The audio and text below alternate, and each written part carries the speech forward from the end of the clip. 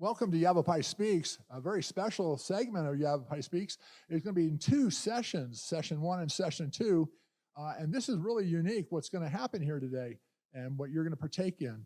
I have mayors and city managers from across Arizona, and the topic is the Airbnbs, the rentals in these communities, and what's exactly happening that we, the people, haven't really learned until today. And I think you're going to find that there's a lot of issues here that need to be discussed, need to be shared, and I'm very thankful that these mayors have taken time to come here to Embry-Riddle University in Prescott to spend this time with us and to share it. Now, before we go anywhere, I want to thank right here this gentleman. He's the chancellor of Embry-Riddle, and I'm going to say to you, Chancellor, and I've already got my GED, so I'm good, okay? Without you and without Dr. John Hawes, this wouldn't be happening here. And secondly, I want to give a shout out and let the chancellor say something, because you have opened up this university as a member of the community of Prescott.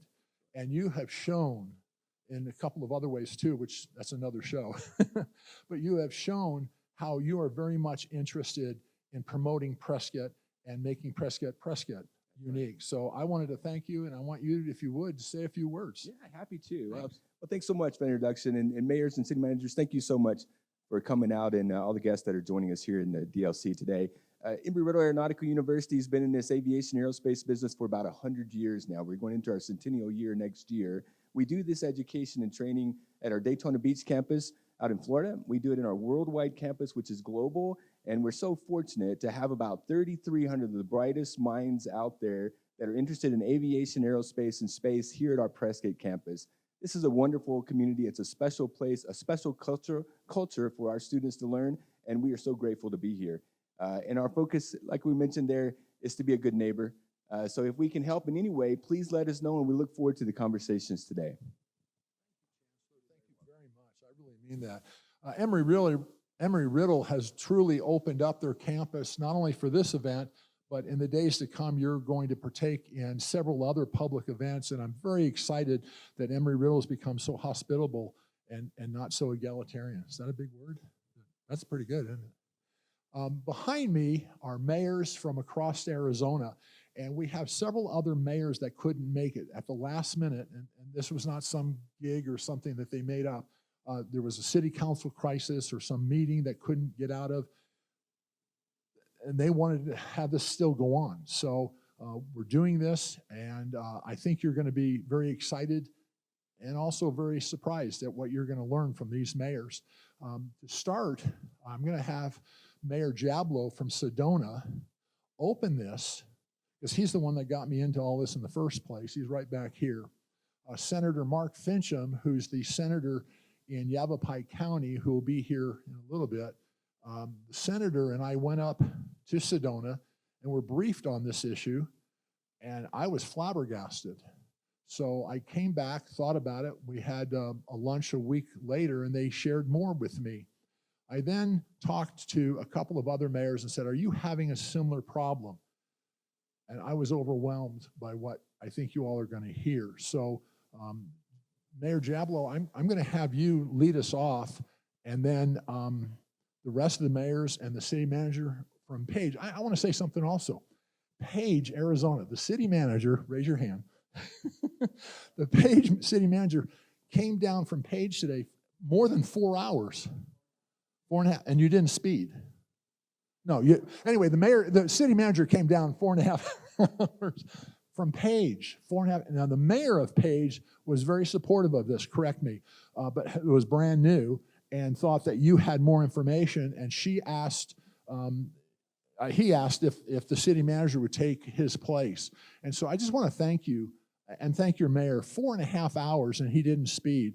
So I want to thank you. And then, like I said, we had mayors from the Valley and some other areas that also wanted to be here.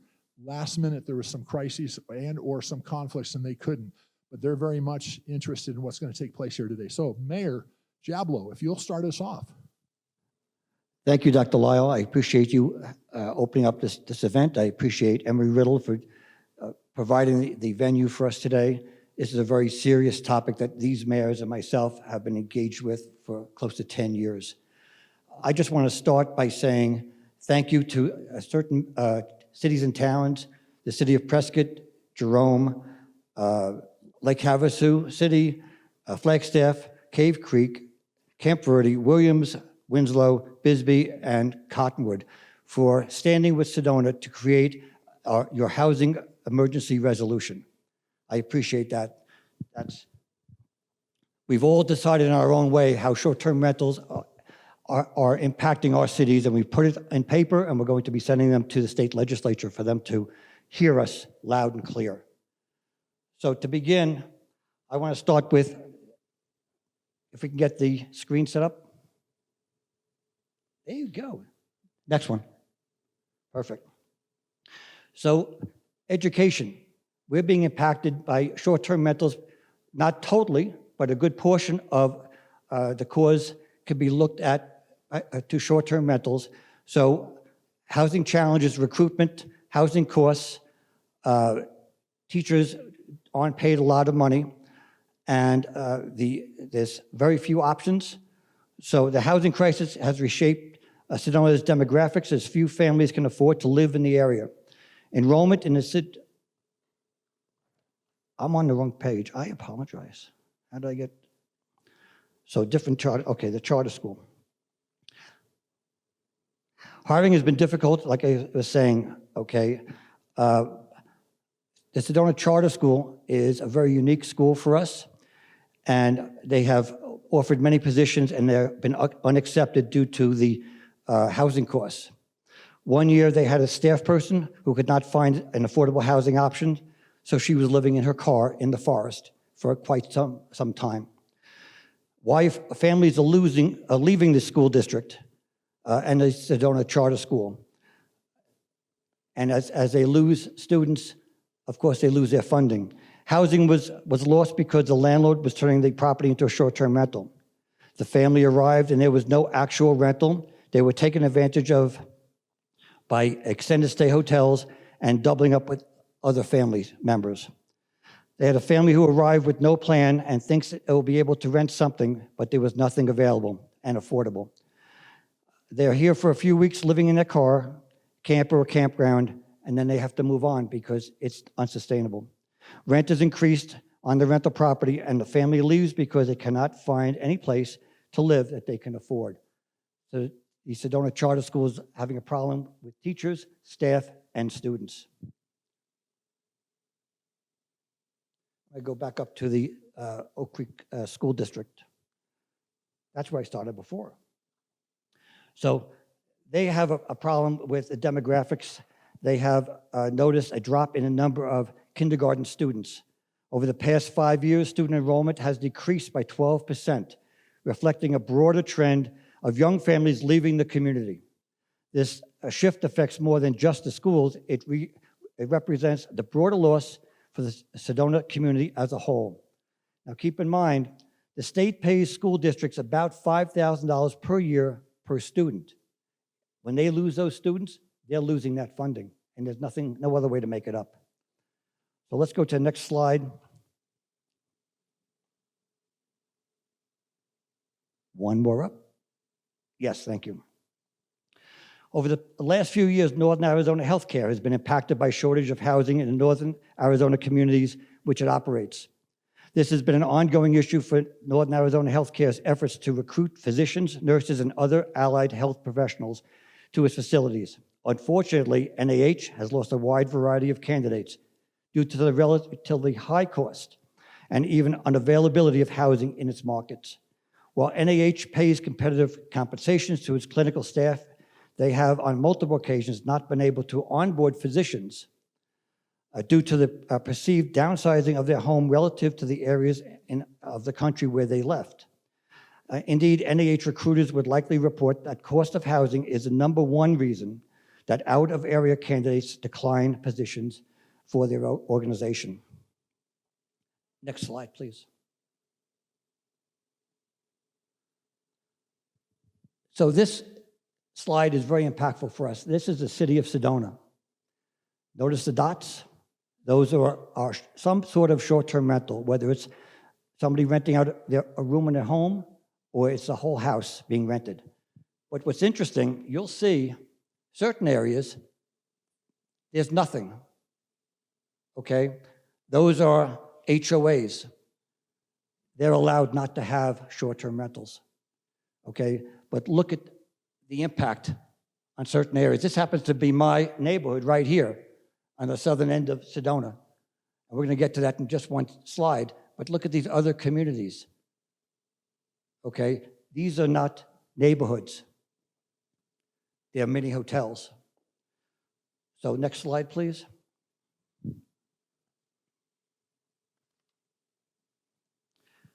So again, this is my neighborhood.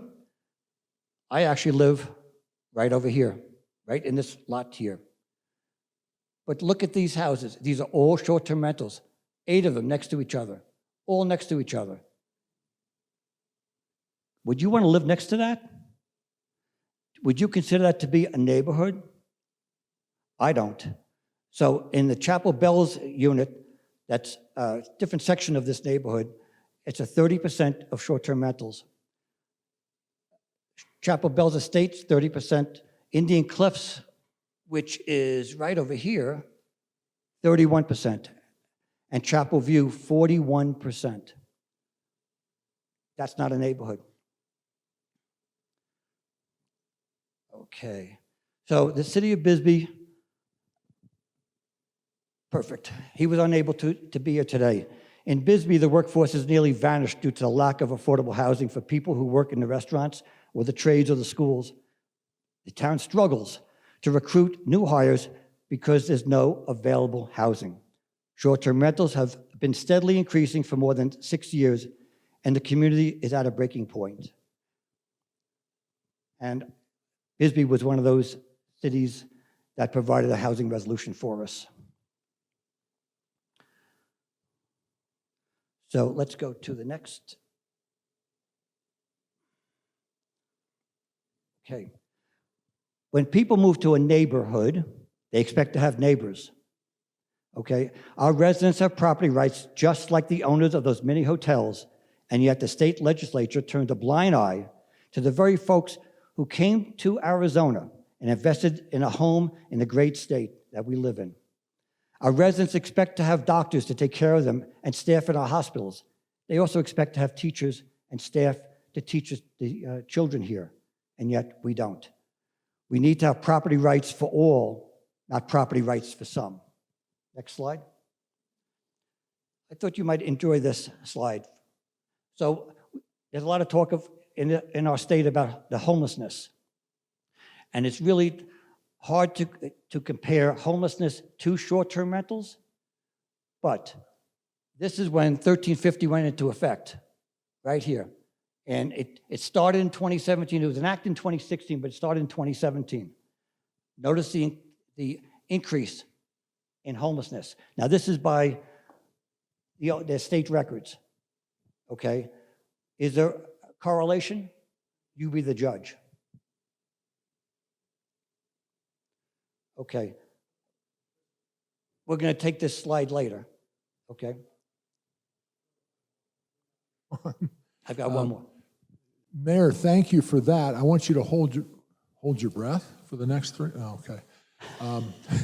Because I want to come back, like we To talked this. about. Mayor Sheehy from Lake Havasu. Now, both Mayor Jablow and Mayor Sheehy were on a program of mine a couple of weeks ago, I think it was, wasn't it? I lose time. And we discussed this issue. And from that discussion on that show came a lot of emails and people absolutely flabbergasted at the problems that these mayors were sharing. Let me do it at 7th grade level, and then Mayor, I want to ask you if you agree and follow up with Mayor Jablow. What I'm hearing and what I heard from these mayors is that they could not get teachers for schools, that certain schools had to combine classrooms because they couldn't get a teacher for each classroom. They can't get nurses, they can't get doctors, and the list goes on. How am I doing? Okay? All right. Now, Lake Havasu is far different than Sedona. Geographically, you got the Great Bridge. Sedona doesn't have a bridge. Okay? Well, you don't. And so it's a different scenery. However, you've got the same problems or very, very similar. Can you share with us what Mayor Diablo was saying, and how's that coincide with what Lake Havasu is dealing with, what you're dealing with?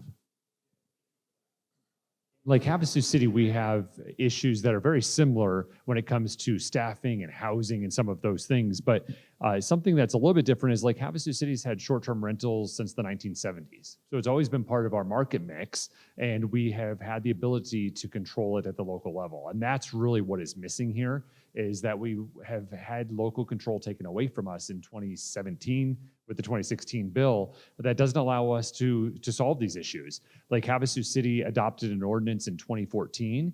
This is 2 years prior to the state adopting the state law, and it allowed us to manage the short-term rentals as the online platforms were rising. And when we had that control, we were able to carefully balance the impacts of short-term rentals and having neighbors in neighborhoods and allowing our neighbors to be able to sleep at night. So that's really what we're trying to find, is how do we find that balance? Sedona's housing stock with short-term rentals is much greater than the housing stock in Lake Havasu City. So we need the ability to be able to control short-term rentals at the local level that makes sense to our communities. I believe that government closest to the people is the most effective. We see each other at the grocery store, at the parks, and the like, and we can craft solutions that are particular and meet the needs of Lake Havasu City, and allow the other communities throughout the state that are impacted by this issue to craft areas of ordinances that allow them to manage it most effectively for there. But certainly the challenges are the same. We have people that accept positions in Lake Havasu City, and then they look for housing and they have to rescind their acceptance of the offer. We have teachers that struggle for housing, and we have a lack of housing. So those challenges remain the same, but it's local control is what really is the fabric that weaves us all together. I'm off again. There I am. It's neat to be able to walk behind mayors. You know, I'm not allowed to walk behind my Prescott mayor. He always gets upset. He's right there. So we have Sedona and we have Lake Havasu, two different geographical locations, both beautiful, of course, but similar problems is what I'm hearing. Okay, now let me push it. Let's go to Jerome and Page, right? The reason I'm saying this way, I know I won't be invited to Page or Jerome very soon. That means Havasu I'm not going to, Sedona, I'm going to run out of cities to visit. But let me push you on Jerome and Page. These are small communities. Okay, I'm not making fun, but they're small communities. And yet what I'm hearing is that you're having the same issues that Sedona and Lake Havasu are having, if not even more of an issue. Mayor and Jerome, I'll come over to you in a second. Alex Barber, Mayor Jerome. I grew up in Jerome, Arizona. Jerome, Arizona had 500 people. Jerome, Arizona now, according to the emergency housing shortage, has 363 people that live in Jerome. Before SB 1350, Jerome was crafting an ordinance, so if you have a bed and breakfast, you could get a conditional use permit in the residential area. Before SB 1350, we had probably 10 vacation rentals. There was a petition by people of Jerome to bring it to the voters and have the people of Jerome decide if they wanted to put this ordinance 405 in the books and allow a conditional use permit for vacation rentals. The petition was received November 18th, 2013. In the primary election, August 14, the town of Jerome had it was called Proposition 428. It is the Jerome Ordinance 405. 41 people said yes, they wanted to do this. 117 said no. Jerome has 126 residences. 26 of them are vacation rentals. The average household size in Jerome is 1.57 persons. The average family size in Jerome is 2.3.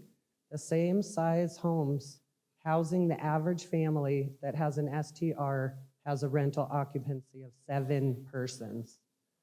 12% of our single family residential housing stock is short-term rentals. 52% of those owned by people residing outside of Jerome. 20% of those are owned by people living out of the state. The 12% of housing stock being short-term rentals significantly reduces the candidate pool of potential volunteer council, volunteer boards, commissions, volunteer firefighters, EMTs. That it has a major detrimental impact on the safety and welfare of the residents and the visitors of Jerome. When I grew up in Jerome, there was probably about 100 children. I have a daughter that will turn 30 in March. When she grew up in Jerome, there was also children. We have in the whole town probably less than 15 children. So almost weekly, the town of Jerome discovers a new STR that has not gone through the formal and official process of obtaining a license. So SB 1350 has really crushed, vacation rentals have crushed the town of Jerome. The town of Jerome is a National Historic Landmark town. It probably builds about one house a year. So the town of Jerome purchased we have a retired police chief, Alan Muma. We purchased his house so we could put our new chief of police in housing in Jerome. It's not the first house Jerome has bought for employee housing. Again, I will leave it with the vacation rentals are crushing the town of Jerome. Thank you for listening. Thank you. Paige, Arizona. And first of all, thank you, Mayor Jablo, for inviting me to this. When he first called me up and said I'd be the only city manager out of 8 mayors, I was like, it's just like the old days where the feds used to say, come and get your new VCR. Yeah, we'll see. But almost everything that has been mentioned here, Paige is going through as well. Although I think that we started a little later, because we had a economy that basically was a one industry economy besides the tourism. We had the NGS, the generating system up there that employed about 600 people. Consequently, the inventory for the homes were real low to begin with. But just to give you guys a little stat, in 2020, which is when SRP decided to pull the plug and move out, our income as far as taxable income funding from STRs was $554,000. Last year, it was $1,190,000. So in 4 years, it has doubled. And what luckily we've been able to keep up with the pace, because I hate to say it, because all those employees left. And now we're starting to feel the crunch that you are feeling. We were lucky in that we were probably a tourist town beforehand. So Page has 7,500 people, for example. We have 2,500 hotel rooms, and we have over 300 VRBOs. So during the day, the town turns into about 20,000 people. But those all come from the Navajo Nation, because we need somebody to clean those hotel rooms, clean the VR, who's the waiter, who's the waitresses. So just this last year, though, we've had to start, as far as the city manager go, give incentives to a first-year engineer. First year out of school, we paid his moving costs, we paid his first month's rent, we paid his last month's rent, we paid all of his hookup fees, and then we paid a $5,000 bonus just to come. It's just become so expensive now. Some older couples we're finding that have gained, quite a bit of money in their house. They've had it since the 70s or 80s. They're selling their house for a VRBO just to take the cash and run. So rather than having that opportunity for a new young family, it's created in it, and ours are literally industries. Ours aren't local people that own these homes. I'd be interested to know, a lot of people own over 20 VRBOs in Page. Now, we don't have the problem with partying. We don't have the problem with loud noise. We're so far out. We're like an island. You have to really work to get to Page, right? So most of them are families that are coming to enjoy the lake, who are coming hiking, who are coming to spend the weekend, see Horseshoe Bend, and move on. So, I mean, if we could figure out a way in Page how to create enough homes to keep up with the situation, we wouldn't be opposed to short-term rentals. It's just now I think, like all of you, we're in a jam and not exactly sure where to go. Am I on? Thank you. You've listened now to 4 mayors, and we've spread out the cities where they're at. Now I have 4 other mayors here. I'd like to do something with the 4 of you, from Prescott over to Williams, Payson, and Cottonwood. Real quick, you'll get a chance later, but real quick, how many of you agree have a very, very similar issue in your community as what you've heard? How many? 1, 2, 3, 4. Okay, Cottonwood's not. You have different issues, different challenges. Okay, well, I'll come back to you. The 3 of you that have the same issues as you've heard from these cities, your colleagues, do you disagree with anything that you've heard? Going once, twice? If you agree, Mayor, you have a disagreement on that? Well, the city of Prescott really hasn't had a severe impact, Okay. although it's growing pretty significantly. 10 years ago, we were known as the Recovery in the Pines. We had so many structured sober living homes that many people were buying multiple single-family homes and turning those into occupation locations for people that were going through rehab recovery. And fortunately, we were able to get some permissive legislation out of the legislature to be able to start controlling those. So we had somewhere above 300 or 400 of these homes scattered around the city, and we were able to reduce that down to about 30. So that was a big improvement. But now we're seeing that some of these homes that used to be structured sober living homes are now short-term vacation rentals. 5 years ago, the number of listings, and one of the things, we don't have a business license in our city. We're about 20% of the 91 cities and towns throughout the state don't have business license. So we're not exactly sure how many we have. We've come up with these numbers by monitoring the listings that are publicized in VRBO and some of the other places that people who want to get a short-term vacation rental can identify those and book them. So in the last 5 years, the number of those has grown by 60%.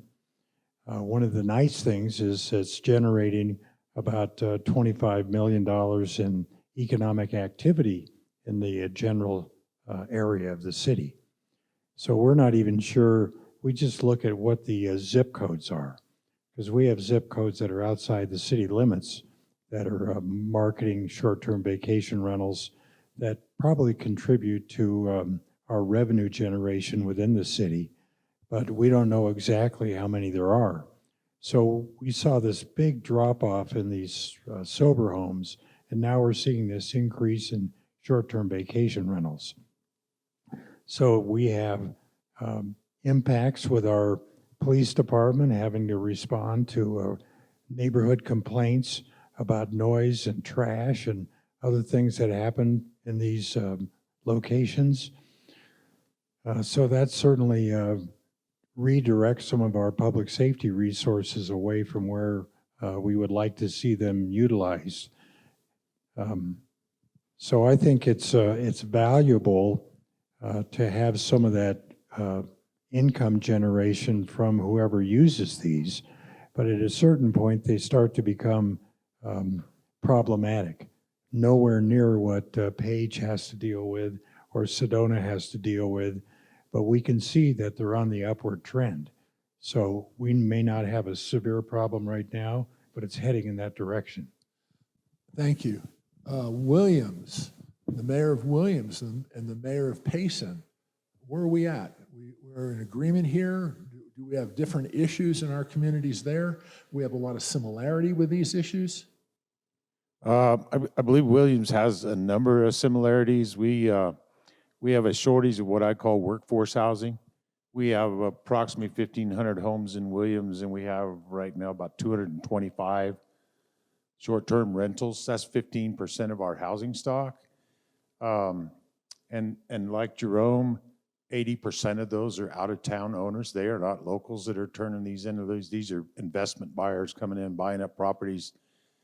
A lot of them don't come forward to let you know they're there. You've got to find them and make them get signed up with us. We do have a business license. We do make them do a fire inspection just like we would a motel, because that's what they are. But we have a unique situation that we started seeing happen about 6 years ago. We've had a successful HUD housing program in Williams for many years. And HUD housing is split into two sides. You have a public housing, which is housing that's built and you supply people the unit. The other side of the program is what's called Section 8. And you can have a person qualify for a Section 8 voucher. You give them a voucher and they go find a landlord that would take that. And you have to get authorization from HUD to have those vouchers. So through the years, we were able to get authorization to have 50 vouchers and kept them in use always until about 6 years ago. We started noticing the trend whereas a lease would come up, the landlord would move the people out, maybe sell the home or convert it themselves to a short-term rental. We're now down to where we have 17 vouchers left in use. And the big problem for us is that HUD doesn't pay you on the number of vouchers you're authorized for. They pay you on the ones that you have in use. So we are now classified with HUD as a failing agency because we're using less than 50% of our vouchers. We are in the process because we can't get rid of those vouchers. We can't do anything with them other than transfer them. We are in the process and talks with Flagstaff to at least allow them to take the vouchers and use them. They will continue to service the few that we have left in Williams, but they have families in Flagstaff that can use them. One of the financial analysts for HUD says, well, you just need to continue to subsidize your program. We lost enough money, we can't even afford to keep a director for our housing authority. He said, you just need to subsidize the program. This is just a trend and it'll change. And I said, no, the trend is not going to change. It's not changing and it's not changing fast enough.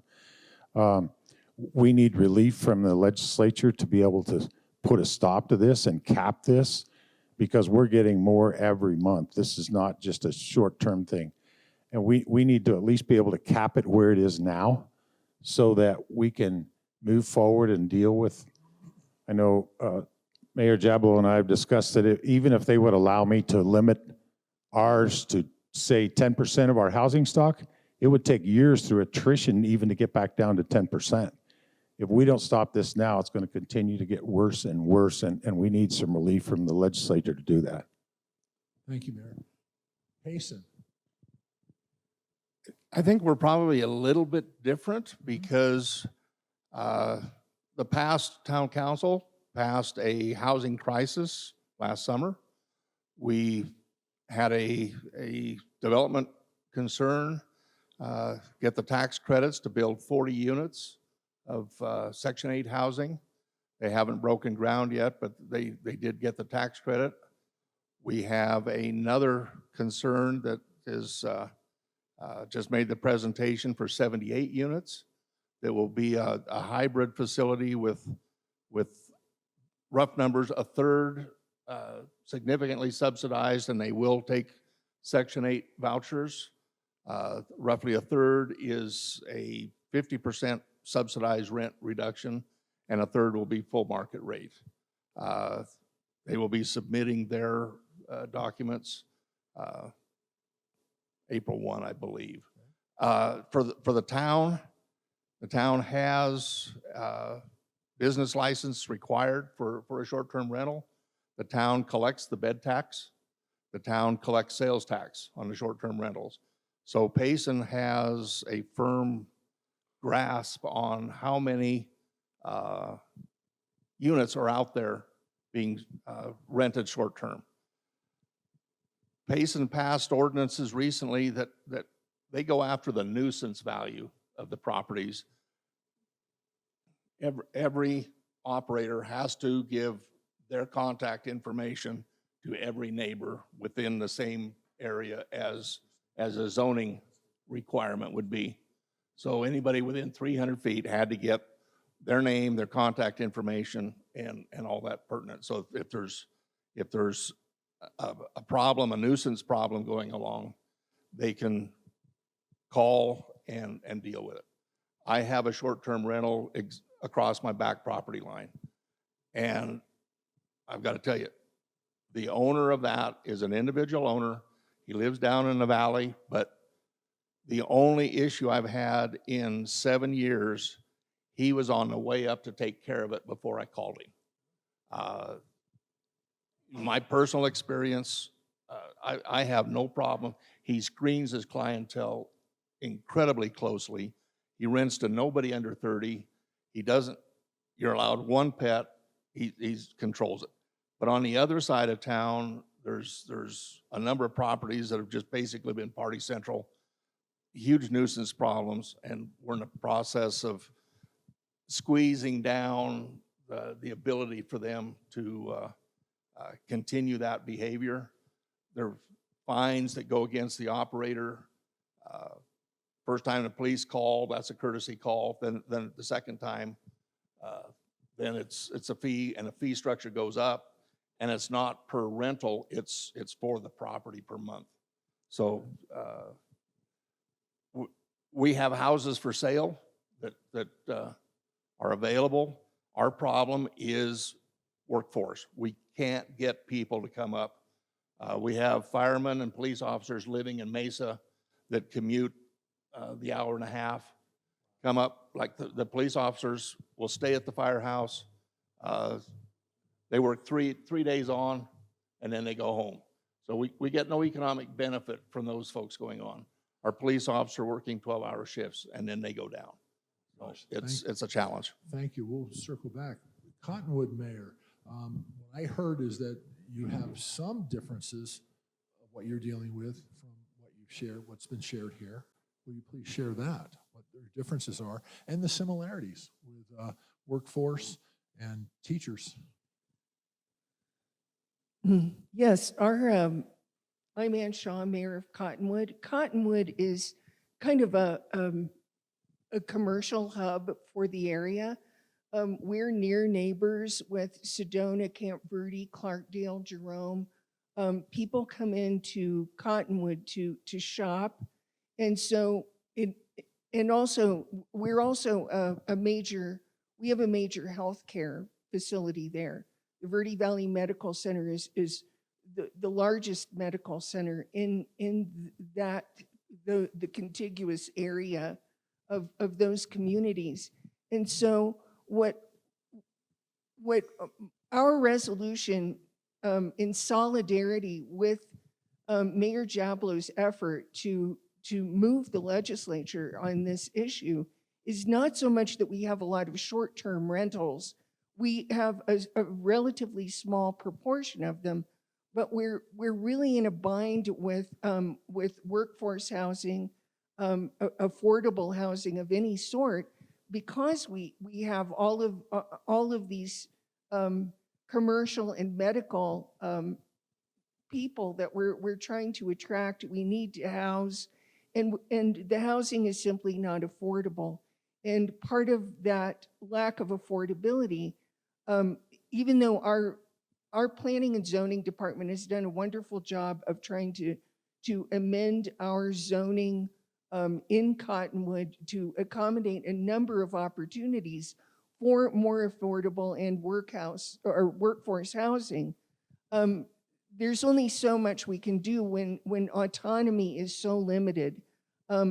It's really important for Cottonwood to be able to monitor and make decisions about zoning. Where can there be short-term rentals? To what degree are we going to support short-term rentals, rather than just having this foisted off? And it's really quite concerning to have large corporations just coming in and buying up places for, $500,000 that now families can't afford to live there. the neighborhoods need to remain intact. Cottonwood is a charming place, and we want to keep our small town feel, and I don't think we can preserve that if we're just at the, if there's no recourse to escape the short-term rental issue, and subsequently the cost of housing in general. Thank you, Mayor. Now, it's not very often you get to dictate or command or make a strong request to mayors, but I'm going to take that. It's my show, so I get to do that. Of course, on my show, a lot of my guests always correct me. I don't know if you go back and look, they're always correcting me, but my mayors won't here. My city manager from Page could, but my mayors won't. Hands only, mayors and city manager. Hands only, okay? Go back to grade school, remember? What I'm hearing is that each of you are experiencing an economic issue related to Airbnbs. Yes or no? Yes? Yes? Hands? Yeah? No? Okay. Okay, yours is not related. That's what I want to know. We'll carry that next session. Okay, that's fine. What I'm also hearing, hands only, is that all of you have experienced problems with hiring, be it teachers, police officers, maintenance. You want to put your hand up first. Okay, maintenance, it could be anybody related to your city. All of you. Has this issue been addressed prior to today that you know of? Anybody, real quickly, before we take a break? Has this issue been addressed, Mayor?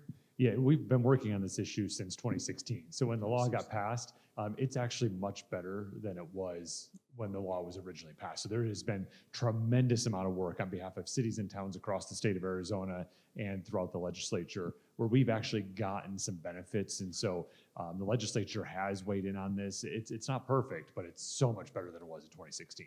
Let me challenge you. When was this done? 2009? Is that what I'm, 20 when? 16. 16. Okay, so from 2016, things have they've improved, they're better. Yes, over the last 7 legislative sessions. And there's also 3 bills in the legislature this year as well. So we're continuing every year to try and make it better. So are there, get a mic up. Yeah, get a mic up there. 1350 is what you're talking about, legislation, House bill, okay. 5/12/2016, state passes SB 1350. July 22, SB 1168 was signed into law. That's a little bit of reform is how I'm gonna put that. Okay, now I'm gonna probably not get to go to Jerome. Well, I'm gonna run out of cities, aren't I? Where am I gonna go? Are things really that much better and we shouldn't be having this meeting right now? Now, I'm not being funny, but I am trying to really get to it at a 7th grade level. I'm hearing wonderful things that you are trying to accomplish as chief executive officers, as mayors, city manager, and the struggles you're experiencing also. Okay, but what I'm trying to get at is if things have improved since 2016, hooray, yay. But what I'm hearing you say, each of you, is that there's room, serious room for improvement, that we better take a look at this issue. Am I doing okay? Or if we don't take a look at this issue and we just go out to lunch right now and we don't see that any of this goes anywhere, do we have a problem in your cities that will expand? And do we know of other cities, your colleagues, mayors in other communities that are also experiencing this ripple effect, economic, employment, and otherwise? Yeah, and I think Mayor Sheehy hit it on the head because Payson, Page, Sedona, Cottonwood, we're all different. And we all have different expectations of what we want that STR to look like. So I think local control, all these bills that are introduced, they tried to do a fix a couple of years ago where we could keep track of them, but we almost had that. I know Sedona hired somebody to take care. And Payson's not to that level yet. Winslow's totally different. So anything that we do, it can't be a stamp that Big Daddy says, here's how it's going to work. That, I think. Go ahead, Mayor, you have. I think that's particularly true. I mean, we can go back to the very basics. We all have problems with short-term rentals, and we all have problems with trying to find workforce housing for our city employees, for our public safety officers, for our healthcare providers, for our teachers. All those are impacting all of us. It really comes down to supply and demand. So the demand continues to rise. People want to move here. People want to move into these locations. And with that, then the cost of housing continues to escalate. So how do we find a way to create some affordable housing for our critical service employees? That's the biggest challenge.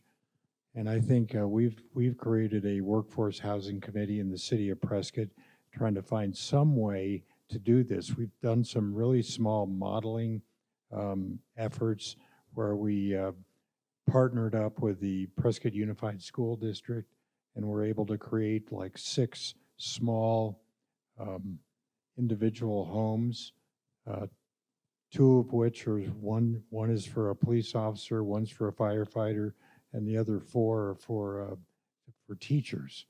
And they're limited in how long they can stay there, and they have a very low cost to be able to do that. So that's, you're not going to solve that by coming up with 6 housing issues or units. You've got to have a broader availability of some sort.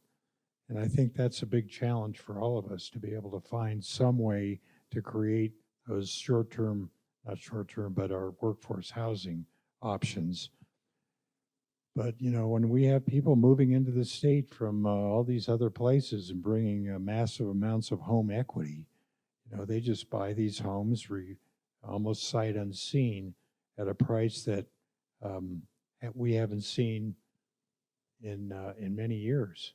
And when that happens, if you can buy a single-family home and turn it into a short-term rental and have it become an income generator for you, it takes more housing options off the market, and it causes the ability to find a rental or even a home to purchase to continue to escalate. So those are difficult challenges. You have something? So Sedona also has 3 projects in the queue, well, 2 in the queue, and we're looking at another piece of property to do workforce housing. But those projects are challenged because the building costs, material, land, interest rates have gone up. We had a project ready to go almost 2 years ago, and the interest rates went up, and it challenged the developer to come in and build that for a price that would be affordable, and that's with us owning the land. So I think we all have workforce housing on our mind, but it's important. I know it was touched on before about the item that the state has given us to work with. So they allow us to license them, which is something brand new that Mayor Sheehy suggested or mentioned. And that has helped a lot. It's allowed us to now keep track and do that kind of enforcement. But we're still seeing other issues. We don't have party houses as much. It's a few in Sedona, but we have just the lack of neighborhood, the lack of availability. If I wanted to retire again to Sedona, I couldn't. So we want more neighbors. We want more constituents. We want more voters. We want more kids in our schools. They're not coming because those houses that would be used for those people to retire in are just not available. And when they are purchased by these corporations, they're purchased way above the asking price. And I just want to add one quick thing, Dr. Lyle, is that and we're all looking for a cap on short-term rentals and local control return back to us.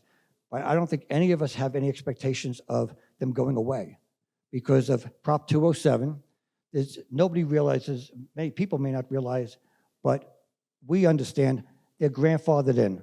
They're not going to go away. but through attrition, they might come down, but we need to have our own cap, and that's what we're looking for. Well, thank you. Thank you for joining me on this special edition of Yavapai Speaks. There's going to be a second edition of this special because I'm going to ask the mayors, the city manager and Page, who came down in 4.5 hours. He sped a little bit, I think. Anyway, I'm going to ask them to stay around, and we're going to pick up where they have just talked and opened up some doorways. So thank you for joining me. I'm Lyle Rapaki, and this has been Yavapai Speaks.